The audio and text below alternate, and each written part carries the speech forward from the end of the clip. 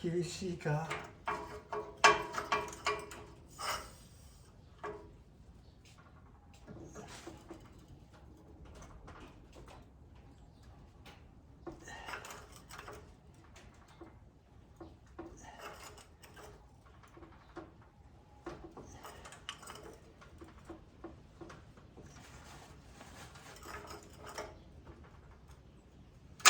ああ、やっちまった。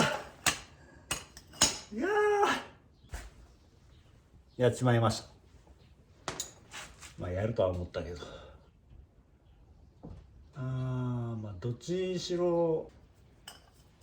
取らんことにはどうすることもできんけんね。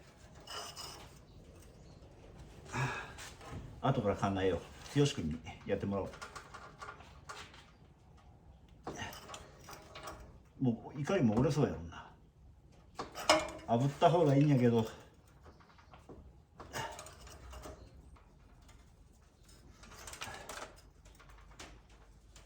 100%折れるなこれ。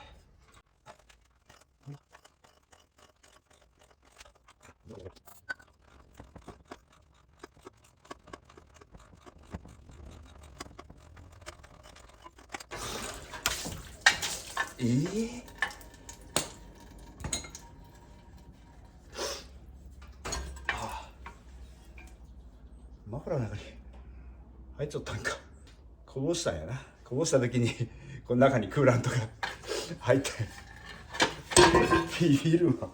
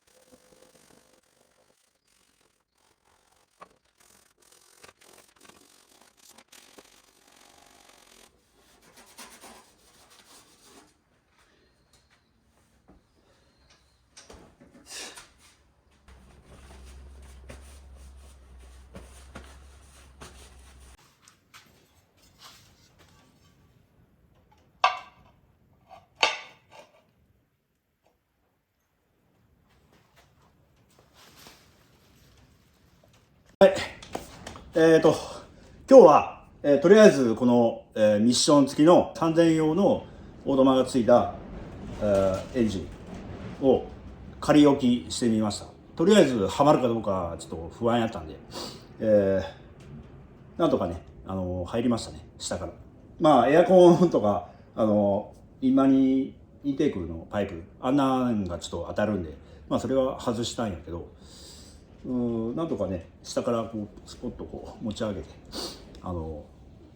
いけそうな感じがします。まあいろいろちょっと問題点はあちこち出てきましたけどね、マフラーの問題とか、あとエ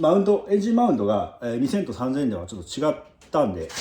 はい、これがもともと 3000cc VIP についてたエンジンマウント丸いんですね。で今ついてるのが四角いんで、これ2000用ということでちょっとこれに入れ替えたいと思います。やっぱり強度的になんか違うんかもしれんけどね、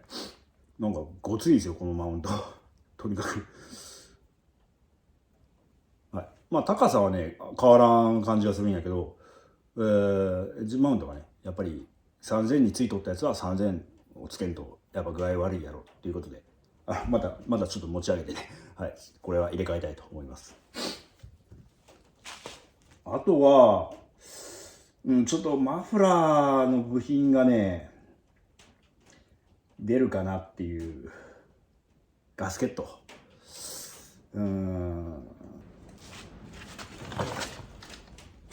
ここ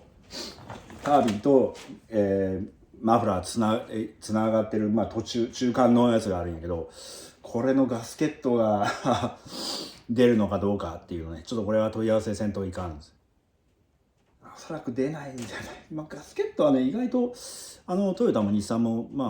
ガスケット類って割と出るんですよね。もしかしたら社外であるかもしれないので、ちょっといろいろ検索してみてね調べたいと思います。で今日はとりあえずエンジンルーム、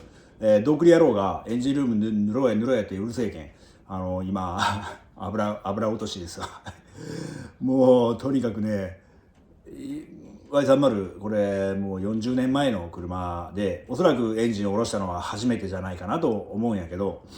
油とかね、油ならまだしも結構サビがねやっぱ来てました。だいぶ角っことか水がたまるところもう錆びて穴が開いてるとかね、もう鉄板がもうないとか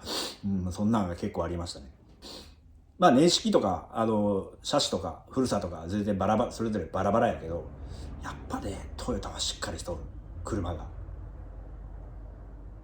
クジラクラウンとこの Y30 を比べてもね、10年こっちの方が新しいんやけど、もう錆び具合というかね、鉄板の強さというか、その辺が全然やっぱね、クラウンとこの Y30 違いますね。いろんなとこがね、もう特に Y30 は後ろ特に広い、後ろのガラスの周りとかね、トランクとかめちゃくちゃ広いグズグズなってました。でこのボンネットのところ、ヒンジの根元とかバッテリー置くところとかあの辺がもう鉄板グズグズで、ラジエーターの下側受けるところ辺もう鉄板なんでほぼ半分ぐらいなくなってますなんでやっぱ、クジラクラウンはねその辺がもう鉄板の厚みが違いますよね。トヨタの車はね、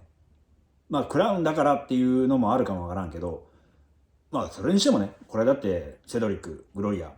ね、要はメーカーのフラッグシップのモデルじゃないですか。そんな感じで、今回は、ちょっと、あんまり何も進んでませんけど、明日かな、ドークリ野郎来てボンネット、エンジンルーム塗装をしますので楽しみにしておいてください。はい、以上となります。